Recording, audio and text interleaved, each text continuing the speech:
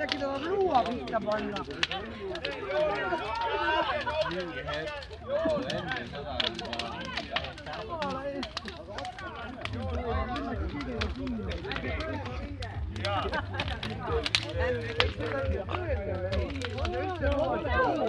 Kuidas peon meeleolu on?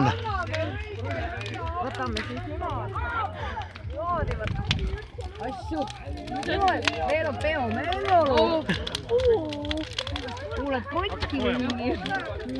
Kas nõiatunne on tekkinud juba? Eks ta vist ole?